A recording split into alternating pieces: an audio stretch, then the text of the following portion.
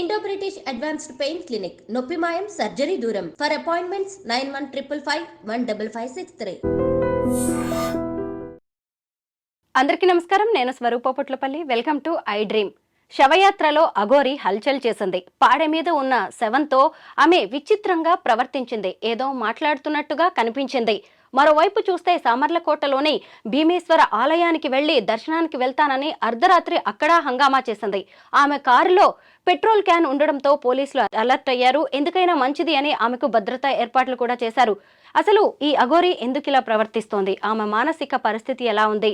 చనిపోయిన వ్యక్తితో బతికున్న వ్యక్తి మాట్లాడడం సాధ్యమయ్యే పనేనా? ప్రస్తుతం నాతో పాటు quantum physics scientific spiritual expert Nallamothu Sridhar గారు ఉన్నారు. ఆయనతో మాట్లాడదాం. నమస్తే శ్రీధర్ గారు. శ్రీధర్ గారు, గత కొద్ది రోజులుగా మీరు అఘోరిని చూస్తూనే ఉన్నారు. దాదాపు నెల రోజులుగా ఆమె ట్రెండింగ్ లో కనిపిస్తుంది. ఒక వ్యక్తి అసలు శవంతో మాట్లాడడం కుదురుతుందా? వాస్తవంగా వీడియో క్లిప్ చూస్తే నాకు అనిపించింది ఏంటంటే, అఘోరాలు అఘోరీలు అంటే కనుక ఖచ్చితంగా నాకు గౌరవం ఉంది. నేను సాధకుడిని అంటే నేను ధ్యానం చేస్తాను, ఎనర్జీ ప్రాక్టీసెస్ చేస్తూ ఉంటాను. ఎనర్జీ ప్రాక్టీసెస్ అంటే సైంటిఫిక్ ఆస్పెక్ట్లో న్యూరాలజీ, న్యూరో సైన్స్ వీటన్నిటికి సంబంధించి అవగాహనతో శరీరంలో శక్తి మూమెంటం ఎలా జరుగుతుంది, టీసీఎం అని చెప్పేసి అంటే మెరిడియన్స్ కావచ్చు, చక్రాసు, వీటన్నిటి అవగాహన ఉన్న వ్యక్తిగా చెబుతున్నాను. వాస్తవంగా అఘోరాలు అఘోరీలు అంటే కనుక నాకు గౌరవం ఉంది. కానీ తను ఎవరైతే అఘోరి మనం మాట్లాడుకుంటూ ఉన్నామో, తను శవం ముందు వెళ్ళేసి సడన్గా కారు దిగేసి అలా సంథింగ్ సైకిల్ చేసుకుంటూ చేస్తున్నదంతా కూడా 100% తను మెంటల్ బ్యాలెన్స్ ఉన్నట్లుగా అనిపించడం లేదు. ఎందుకు తను మాట్లాడగలుగుతుందా లేదా అని చాలా ఏదో సంథింగ్ తను మాట్లాడింది అన్నట్లుగా పీపుల్ భ్రమిస్తున్నారంటే, యాక్చువల్లీ ఎవరినైనా కూడా అడగండి, ప్రపంచవ్యాప్తంగా కూడా ఒక మనిషి చనిపోయిన తర్వాత నియర్ డెత్ ఎక్స్పీరియన్స్ అంటారు, ఎన్డీఏ అని చెప్పేసి అంటారు. నియర్ డెత్ ఎక్స్పీరియన్స్ అంటే ఒక మనిషి మరణానికి చేరువవుతున్న దగ్గర నుంచేసి చనిపోయిన తర్వాత ఎంతసేపు అతన్ని లేదా ఆమె యొక్క కాన్షియస్నెస్ ఆ శరీరంలో ఉంటుంది, ఆత్మ ఎంతసేపు ఉంటుంది, ఆ తర్వాత ఆత్మ ఎక్కడికి వెళ్తుంది. సో జర్నీ ఆఫ్ సోల్స్ ఇలా కొన్ని అద్భుతమైన పుస్తకాలు ఉన్నాయి. ప్రపంచవ్యాప్తంగా కూడా ఎంతోమంది చనిపోయిన వాళ్ళ ఇంటర్వ్యూస్, అంటే వాళ్ళ యొక్క పాస్ట్ లైఫ్కి సంబంధించేసేసి వాళ్ళని ఒక సపరేట్ హిప్నటిక్ స్టేట్కి తీసుకెళ్ళేసి రిట్రీవ్ చేసినప్పుడు ఇన్ఫర్మేషన్, ఇదంతా చాలా పెద్ద సైన్స్ యాక్చువల్లీ. సో దీంట్లో వాస్తవంగా ఒక మనిషి, చిన్న ఎగ్జాంపుల్ చెబుతాను, మరణ వేదనకు గురవుతూ ఒక హార్ట్ ప్రాబ్లమో లేకపోతే ఏదో సంథింగ్ రకరకాల ప్రాబ్లమ్స్తో ఒక మనిషి లాస్ట్ ఒక గంట సేపటి నుంచి వేసి అతని శరీరం నరకయాతన పడుతుంది అనుకోండి.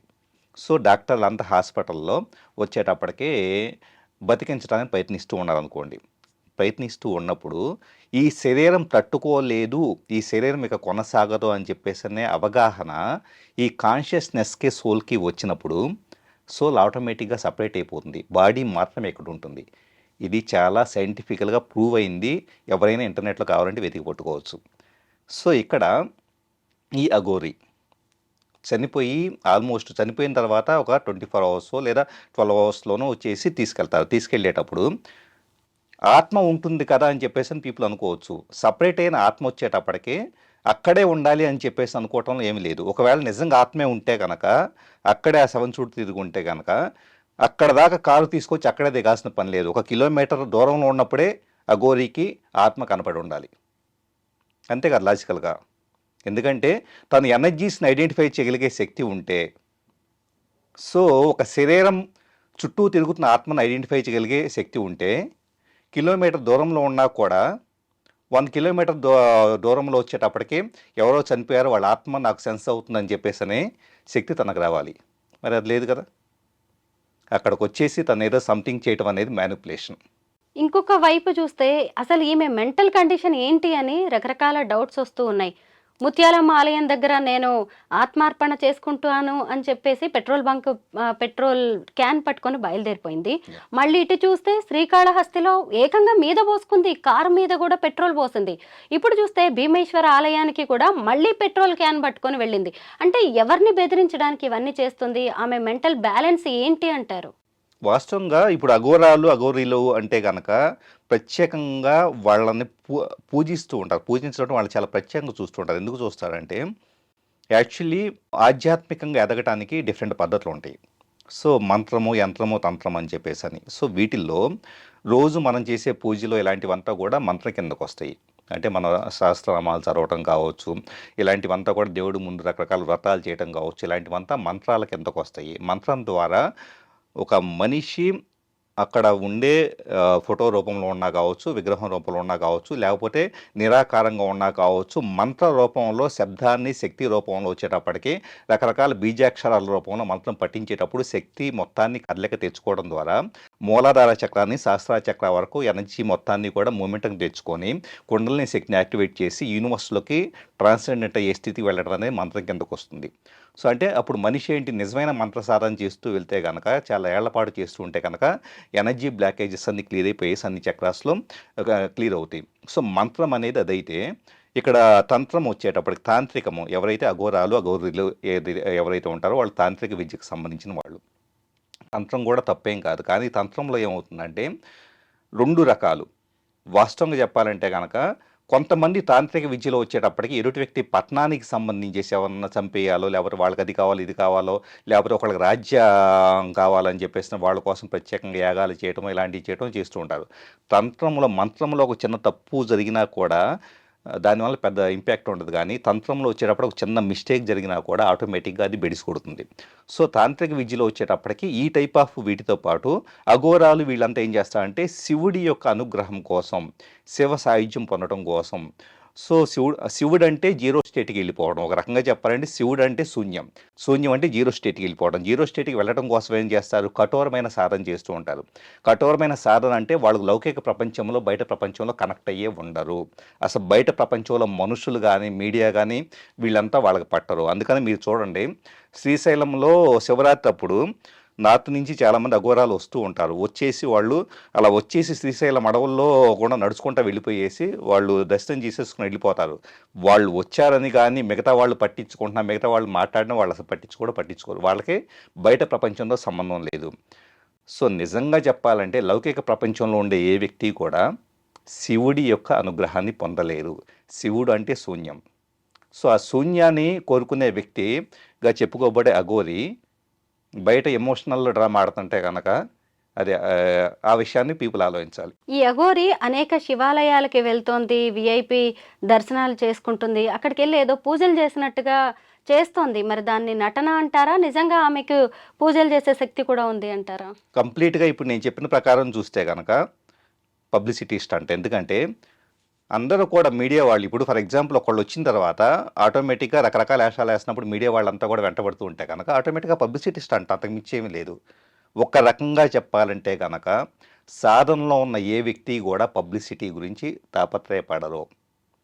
లౌకిక ప్రపంచం అనే దాని పట్ల ఎప్పుడైతే మనిషికి ఆసక్తి పోతుందో, మూలాధార అలాగే స్వాదిష్టాన మణిపూరక ఈ 3 లోయర్ చక్రాసు, ఈ 3 లౌకిక ప్రపంచంలో గుర్తింపు గురించి, పేరు గురించి, అలాగే ఎగ్జిస్టెన్స్ గురించి, నేను ఈ భూమి మీద చాలా పేరు ప్రఖ్యాతలు ఉండాలని కోరుకునేవి. ఆ చక్రాస్లో ఉన్నవాళ్ళు సహస్రార చక్రాన్ని శివుడితో కనెక్ట్ అయ్యడానికి అవరు. ఇది ఏ సాధకుడికైనా అర్థమయ్యే విషయం.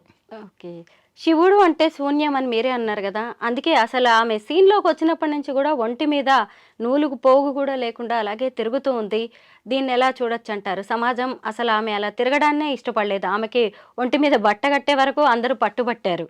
దీన్ని మనం ఏమనాలి? ఆహారంలో శూన్యత ఉండటం కాదండి. ఆహారంలో వచ్చేటప్పటికి డ్రెస్సింగ్ స్టైల్లోని వీటన్నిటిలో ఆల్మోస్ట్ మనం చూస్తూ ఉన్నాం.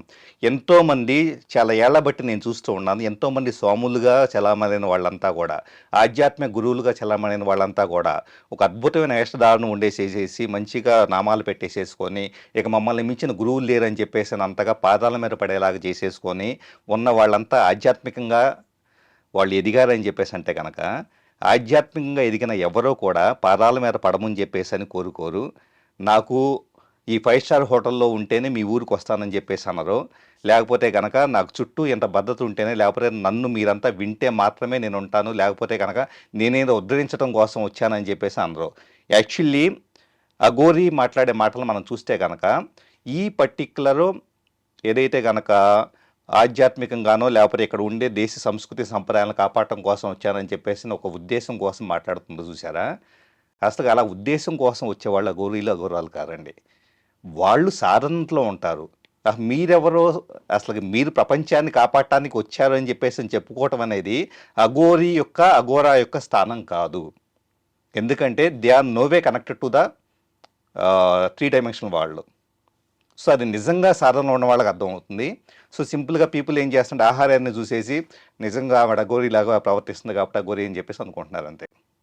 మరి ఆమె చేస్తున్నది ఓన్లీ పబ్లిసిటీ స్టంట్గానే చూడాలా, లేదా దీని వెనక ఇంకేదైనా వ్యూహం ఉందనుకోవచ్చా? అంటే ఖచ్చితంగా అండి పబ్లిసిటీ స్టంట్. ఎందుకంటే ఇక్కడ స్పెసిఫిక్గా మనం చూస్తే కనుక ఏ రోజు తన ప్రవర్తన ఎలా ఉంటుందో కూడా మనం చెప్పలేని పరిస్థితి. తన యొక్క పీపుల్ రెస్పాన్స్ని బేస్ చేసేసుకొని కానీ నిజంగా ఆమె సాధనకు సంబంధించేసి ఒక అరగంట కూర్చొని మా సాధన ఎలా ఉంటుంది అని చెప్పేసి చెప్పమని చెప్పండి. నిజంగా శివుడి యొక్క అనుగ్రహం పొందాలనుకొని లౌకిక జీవితంలో ఉండే ఇబ్బందులు పడుతానో, లేకపోతే కనుక నిజంగా స్పిరిచువల్ ప్రాక్టీస్ చేద్దామని చెప్పేసి అనుకునే వాళ్ళు చాలామంది ఉంటే ఉండవచ్చు. సో నిజంగా మీరు ఆవిడ అఘోరీ వచ్చేటప్పటికి తను సాధన చేస్తున్న వ్యక్తి అయితే, మీరు ఎవరైనా కూడా శివుడి అనుగ్రహం పొందాలి అంటే ఇలా ఉండండి, ఈ నియమాలు పాటించండి, ఇలా చేయండి, మాకు ఇలా ఉంటాయి, ఆ టైప్ ఆఫ్ అవగాహన ఎన్లైట్మెంట్ ఇవ్వమని చెప్పండి. అది ఇంపార్టెంట్. సో ఎందుకు మిగతావంతా కూడా ట్రాష్? సో ఖచ్చితంగా తన యాక్షన్స్ అంతా కూడా మ్యానిపులేటెడ్. ముఖ్యంగా చెప్పాలంటే మెంటల్ బ్యాలెన్స్ కోల్పోయినప్పుడు ఒకటే 2 రకాల ఆస్పెక్ట్స్ కనపడుతున్నాయి. రెండోది పబ్లిసిటీ కోసం. ఈ 2 ఆస్పెక్ట్స్ తన కనపడుతున్నాయి. ఆవిడ మెంటల్ బ్యాలెన్స్ కోల్పోయింది అంటున్నారు. సరే, అఘోరీ కాబట్టి అలా ఉంది, ఆమె ఆమె ఫ్లాష్ బ్యాక్ ఇంకేదైనా కావచ్చు అనుకోవచ్చు. మరి ఈ జనానికి ఏమైందంటే ఎందుకు ఆమె వెనక అంతగా పడుతున్నారు, ఆమెను ఒక దేవుళ్లాగా ఎందుకు చూస్తున్నారంటారు? ఎప్పుడైనా కూడా ఏమవుతుందంటే ఒక సీరియస్ యాక్టివిటీ లేదనుకోండి, సింపుల్గా చెప్పాలంటే ఒక సీరియస్ యాక్టివిటీ లేకపోతే గనక ఒక మంచి జాబ్ చేసుకునే వ్యక్తికి సాయంత్రానికి ఒక టార్గెట్ ఉండేసేసి నాకు ఈ రోజుకి ఈ పని పూర్తి కావాలి, ఈ ప్రాజెక్ట్ పూర్తి కావాలని చెప్పేసి అనుకుంటే కనుక అతని దృష్టి అంతా దాని మీదే ఉంటుంది. సో దురదృష్టవశాత్తు మనం గతంలో వేరుగా చెప్పుకున్నట్లు చాలామందికి సీరియస్ యాక్టివిటీ లేకపోవటం వలన అఘోరీ అంటే నిజంగా మీరు అఘోరీనో లేకపోతే కనుక శివుడు కార్తీక మాసం జరుగుతుంది కాబట్టి మనం చాలామంది పూజలు చేసుకుంటూ ఉంటారు. నిజంగా శివుడు అని చెప్పేసనే దీని మీద దృష్టి ఉండాలంటే కనుక శివుడు అంటే వ్యక్తిగా కాదు. నిజం చెప్పాలంటే అరుణాచలం వెళ్ళినా కానీ ఎక్కడికి వెళ్ళినా కానీ కొన్ని సందర్భాలు కొంతమంది అద్భుతమైన గురువులు చెబుతూ ఉంటారు. శివుడు అంటే నేను ఇప్పుడు మాట్లాడుతూ ఒక 10 సెకండ్స్ గ్యాప్ ఇచ్చాను. ఈ 10 సెకండ్స్ గ్యాప్ అన్న చూసారా, ఆ గ్యాపే శివుడు. ఆ స్పేస్ ఏదైతే ఉంటుందో యూనివర్స్లో ఉండే క్వాంటమ్ ఫీల్డ్ ఏదైతే కనుక అన్లిమిటెడ్ పొటెన్షియల్ ఉంటుందో అదే శివతత్వం. అది అర్థమైన వాళ్ళకి అఘోరీలు లేకపోతే కనుక బయట కనపడే ఇవంతా కూడా అట్రాక్ట్ చేయవు.